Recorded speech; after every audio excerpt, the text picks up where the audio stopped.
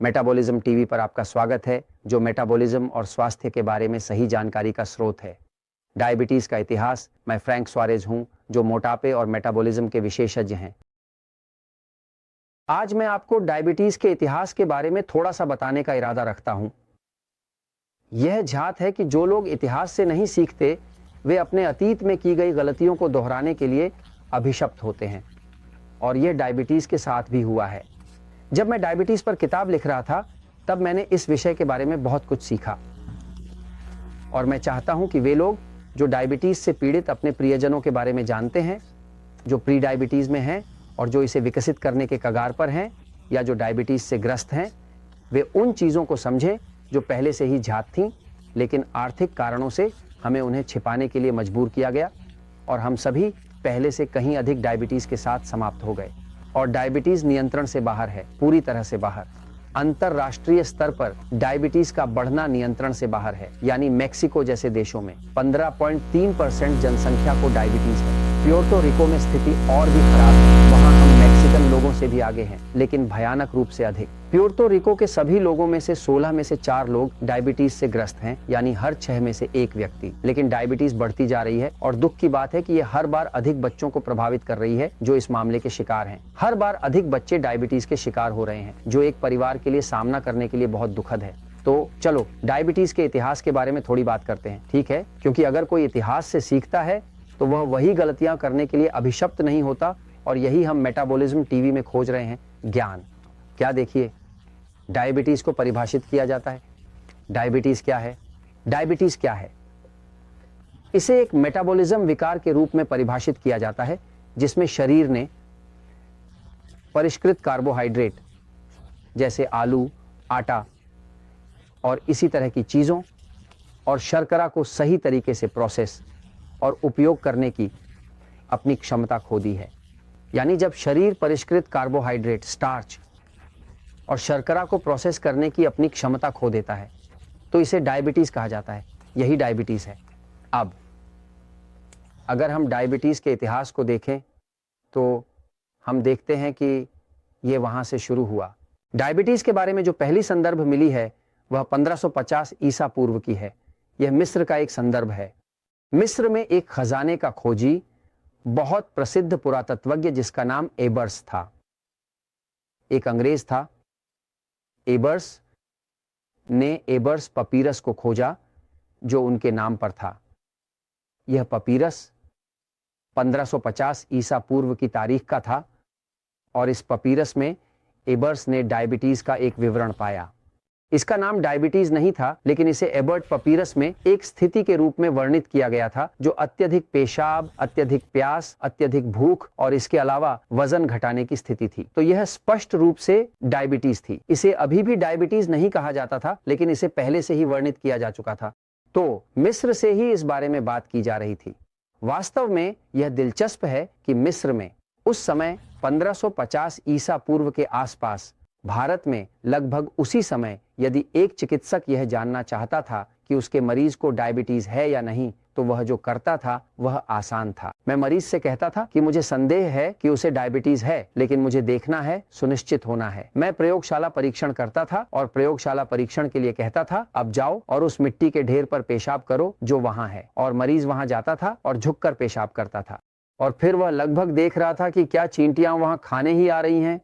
अगर चींटियां खाने आती थीं, तो इसका मतलब था कि वह पेशाब चीनी से भरी हुई थी, जो खून की चीनी थी, और यही एक ठोस सबूत था कि वह एक डायबिटीज का मरीज था। ग्रीस में लगभग उसी समय चिकित्सक कहते थे कि यहां 1 कप में पेशाब करें, आमतौर पर 1 वाइन का कप, और व्यक्ति वहां पेशाब करता था, और चिकित्सक बहुत साहसिकता से अपनी अंगुली डालता था, आप डायबिटीज के मरीज हैं क्योंकि पेशाब मीठा है।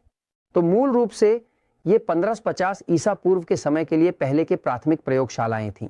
ग्रीस में 129 ईस्वी में एक बहुत प्रसिद्ध चिकित्सक था, जिसका नाम परगामो का गैलेन था। वास्तव में कई डॉक्टर अभी भी इसे गैलेनो कहते हैं, जो पेरागामो के गैलेनो के सम्मान में है। पेरागामो ग्रीस का एक हिस्सा था। 2001 में इस चिकित्सक ने चिकित्सा का एक महान पत्र लिखा और वह एक प्रैक्टिशनर था जो हिप्पोक्रेट्स का छात्र था, जो पहले के चिकित्सकों में से एक था। और मूल रूप से पेरागामो के गैलेन ने डायबिटीज का वर्णन एक ऐसी स्थिति के रूप में किया जहां व्यक्ति को बहुत अधिक पेशाब, बहुत अधिक वजन की कमी और ऊर्जा की कमी होती है, और इस तरह से उसने इसे वर्णित किया। लेकिन उसने पहले ही 129 ईस्वी में डायबिटीज का वर्णन किया था। पर्शिया में वर्ष 2020 में एक और बहुत प्रसिद्ध चिकित्सक था जिसका नाम अविसेना था। और अविसेना पहले व्यक्ति थे जिन्होंने डायबिटीज वाले लोगों की यौनिकता का उल्लेख किया। आज के समय में यह जात है कि सभी डायबिटीज वाले पुरुषों में से आधे से अधिक असमर्थ हैं। उनमें से कई न तो व्याग्रा के साथ काम करते हैं, न ही सियालिस के साथ, न ही किसी और चीज के साथ। डायबिटीज जब ग्लूकोज को बढ़ाती है तो ये ज़्वाइटाउज़िंडीन और कार्डियोवास्कुलर सिस्टम को नष्ट कर देती है। और चूंकि पुरुष का जननांग उस कार्डियोवास्कुलर सिस्टम का हिस्सा है, इसलिए यह यौन क्रिया से वंचित रह जाता है और कई बार वायग्रा या सियालिस जैसे एजेंट भी काम नहीं करते। एक आधिकारिक सांख्यिकी के अनुसार सभी डायबिटीज से पीड़ित पुरुषों में से आधे से अधिक इंपोर्टेंट हैं। तो अविसेना ने डायबिटीज का वर्णन एक ऐसी स्थिति के रूप में किया था जिसमें बहुत प्यास, आए, अत्यधिक भूख होती है, जिसे उन्होंने असामान्य भूख कहा, और यौन क्रिया के विकार का उल्लेख किया। यानी कि अविसेना ने 2020 वर्ष में 1006 से अधिक 1000 और कुछ साल पहले ही यौन कार्य की हानि के बारे में बात की थी। 1675 में एक व्यक्ति थे जिनका नाम थॉमस विलिस था, जो एक चिकित्सक भी थे, और उन्होंने ही इसे मेलिटस नाम दिया। आप लोग अक्सर डायबिटीज मेलिटस शब्द सुनते हैं। मेलिटस का मतलब होता है शहद का स्वाद, और यह इसीलिए है क्योंकि उसने कहा कि यह पेशाब शहद की तरह है। तो डायबिटीज मेलिटस ने लैटिन से एक शब्द बनाया और वहां कई बार डायबिटीज मेलिटस सुनाई देता है। यह शब्द थॉमस विलिस ने शामिल किया, जो 1675 के वर्ष का एक चिकित्सक था, और 1880 तक एक फ्रांसीसी जिसका नाम बौछार्ड था, को डायबिटोलॉजी का पिता कहा जाता है।